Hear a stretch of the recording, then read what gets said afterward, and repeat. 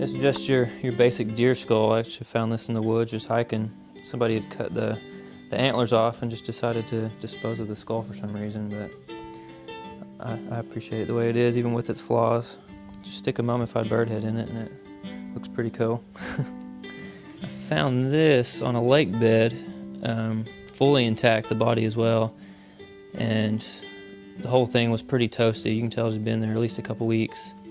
So I just kind of twisted the head off because that was really the only salvageable part, and just cleaned it up a bit, made sure all the critters and bugs were out of it, and dried it, and came out with this. It's a good wall hanger. And these two guys I got from actually the same lady, which you can tell it's the same style. They're both skinned, all the fur's been taken off and mummified.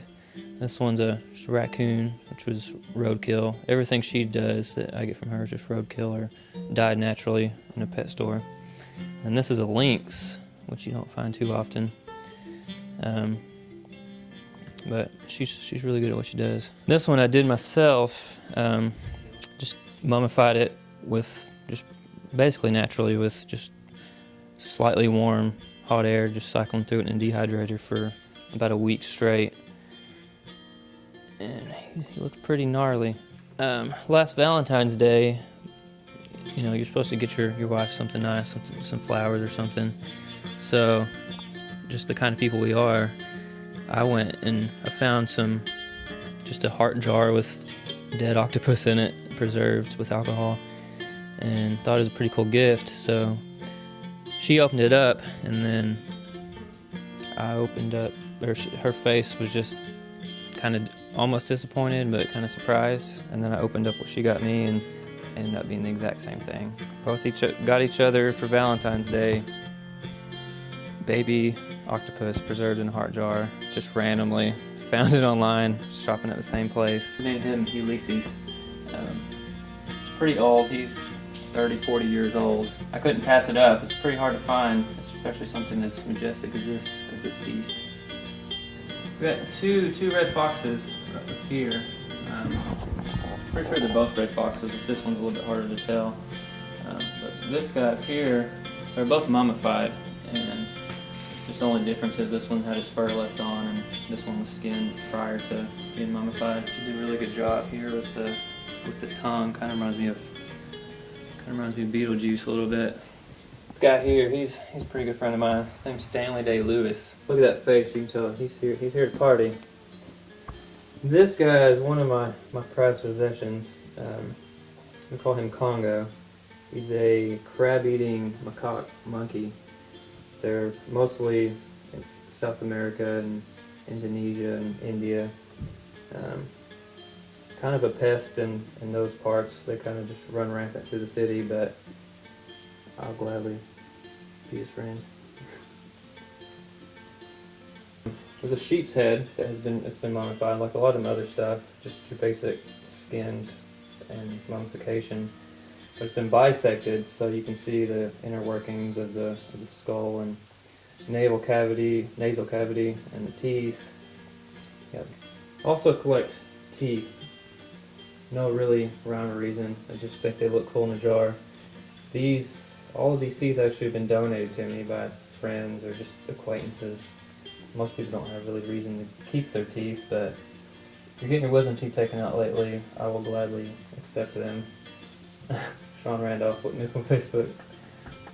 It's a pretty old pair of dentures.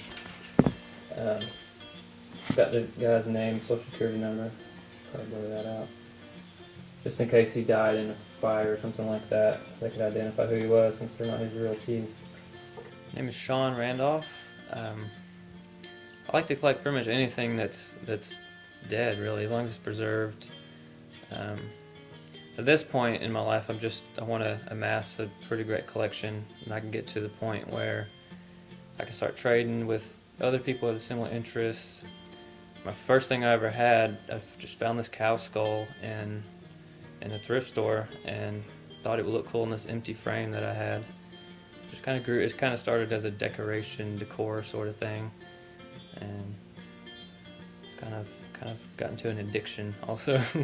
Growing up in Arkansas, most of what you find is just deer taxidermy all over the place, which I'm not too much into. I like more unusual sorts of things, but once I started collecting and realized it's kind of costly, you know, if you want to find cool stuff, then I started thinking about how I could just start doing it myself.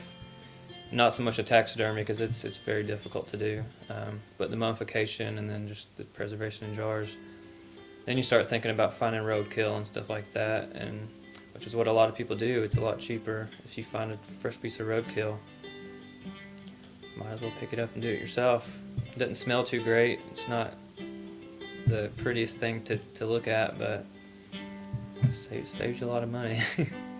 When you start accumulating all these dead animals and taxidermy out of the blue, people start looking at you kind of weird and funny.